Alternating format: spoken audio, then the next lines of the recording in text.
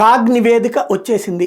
కాళేశ్వరానికి సంబంధించినటువంటి దాంట్లో డిపిఆర్ లేకుండా చేసినటువంటి పనుల్ని అవన్నింటినీ కడిగేసింది, తుడిచేసిందని రాసేవాళ్ళు రాస్తారు. కానీ కాగ్ అనేటువంటిది ఒక పెద్దన్న పాత్ర. ఎట్లాంటిదంటే నువ్వు 1000 రూపాయలు పెట్టి సరుకు కొన్నావు, అది 800 కూడా దొరుకుతుంది అంటుంది. అంతే తప్పించి అది అథెంటిసిటీ కాదు. ఓ ఇంట్లో ఎందుకు రాను అంత దుబారా చేస్తున్నావు అని మాట్లాడేటటువంటి వ్యవస్థ. ఇప్పుడు కాగ్తో ఏం చేస్తారు?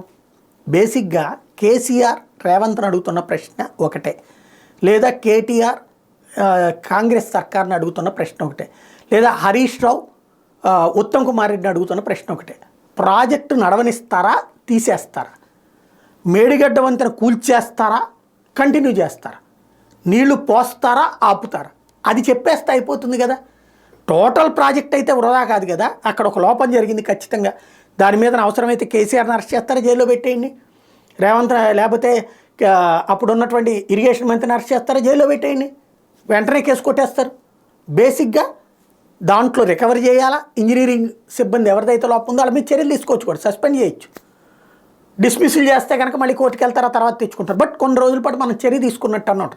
అంతకు మించి వీటిలో జరిగేది ఏమీ లేదు. ముందు అసలు ఆ ప్రాజెక్టు పనికి వస్తుందా లేదా, నీళ్లు పడతాయా లేదా. ఇంకోటి శ్వేతపత్రం అని చెప్తా. అసలు దాని కాళేశ్వరం ద్వారా ఎన్ని ఎకరాలకి నీళ్ళు వస్తాయి, అసలు ఇరిగేషన్లో కేసీఆర్ పెట్టినటువంటి ఇరిగేషను ఎన్ని ఎకరాలు అని చెప్పారు, అంతకుముందు ఎంత ఉండేది, 2014 ముందు కాంగ్రెస్ పార్టీ హయాంలో తెలంగాణలో ఎన్ని నీళ్ళు వచ్చాయి, ఎన్ని ఎకరాలకు వచ్చాయి, ఏ ఏ ప్రాజెక్టుల ద్వారా.